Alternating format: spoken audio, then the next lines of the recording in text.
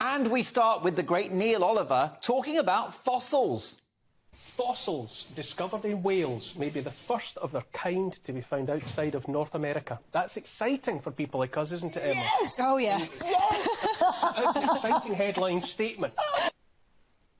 I've always said it, Neil knows how to please a woman. Take another listen to that. Yes! Yes! Yes!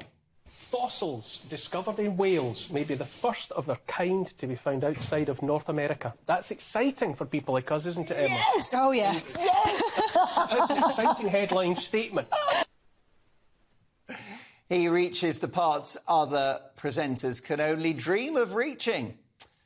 Now, Michelle Dewberry is one of the most popular presenters on the channel.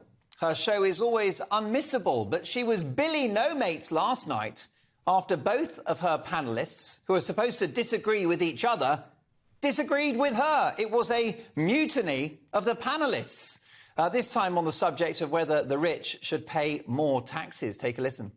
Safely say that nobody, quite frankly, seems to agree with me. Right, I'm going to take a quick break. Dubes and no code. Yeah, Dubes and no code. Yeah, Dubes and kicked out. What can I say?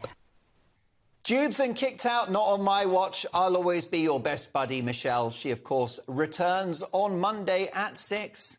It's time now for the burn of the week, as privately educated lefty Matthew Stadlen accuses journalist Toby Young of being a posh boy. Take a look at this. I'm a hypocrite. I went to a private school like Toby did, despite, I think, the inherent unfairness of it. I didn't go to a private school. Did you not? I thought you were an old Etonian, Toby. No, I'm not. No, I went to 3 different comprehensives. Ouch! That is the burn of the week. Look, you've heard about the American expression mic drop. We don't have a mic drop. We're going to do a mobile phone drop. You ready? There you go. Oh, dear, that's cost me. Worth it for the cheap laugh, though. Expensive fashion brand Balenciaga were in hot water this week for a highly inappropriate ad campaign featuring children and bondage gear. Reaction from our own Andrew Doyle on the brilliant Free Speech Nation. We've got a question now from Terry.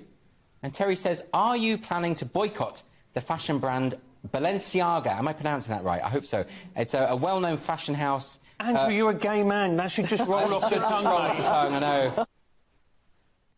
Andrew Doyle? Gay? Really? Next you'll be telling me that Elton John and Graham Norton are that way inclined too. Surely not. Another one from Free Speech Nation, when a GB viewer sent in his unfiltered dilemma for Andrew and panel to help him with. But safe to say, his confession shocked all of us. Our second dilemma now is from Callum. Callum says, I work in IT support.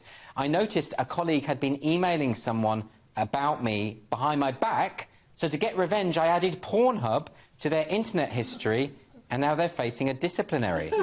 Should I come clean? Obviously you should. That's outrageous. I mean, presumably they could lose their job. Yeah, I would be critical, but that could be any number of presenters here at GB News. Leo Kearse is a regular on the channel. We love the guy. But fellow comedian Simon Evans doesn't seem to rate his opinions. Take a look at this. Wednesday's Guardian now. It sounds like the government have been listening to GB News, possibly even to Leo. No good can come of this, Diane. That's it. You hand over to Leo at your peril. Ofcom are always watching. Leo was at his best when discussing another story, the news that there could be a breakthrough in the treatment of Alzheimer's disease. People who've got Alzheimer's are older who tend to, they've accumulated wealth, so now they can get some of that off. It's like what the Tory tax plan should be. So cynical. Well, I think they will get it on. They will get it in this country on prescription. Oh, so I'm going to be paying for that as well. Oh, I'm just disgusted. Believe me, it takes a lot to disgust Leo Kearse, I should know. Now, I'm a big admirer of ex-politician and entrepreneur Ben Habib, a very decisive and principled man. But he's got to make his mind up when it comes to the World Cup.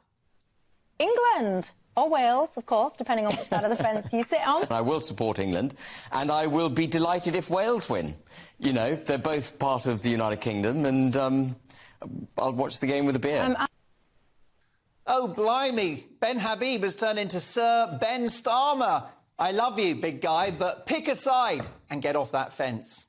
Now, our brilliant team of correspondents are good at everything here at GB News. finding the story, speaking to locals, representing the whole of Britain, interviewing and grabbing exclusives. I love our correspondents.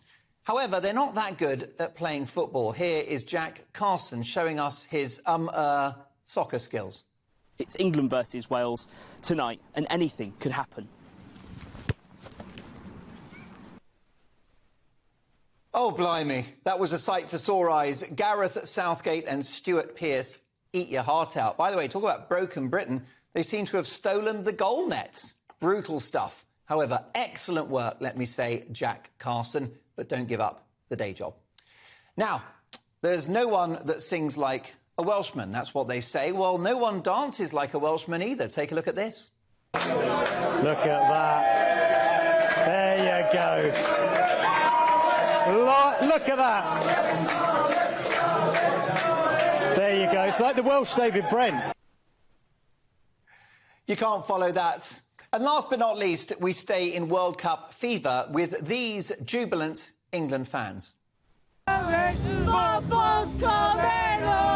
think it was definitely an improvement from the USA game, and I'm hopeful now. I wasn't before, but I am now. Come on, England!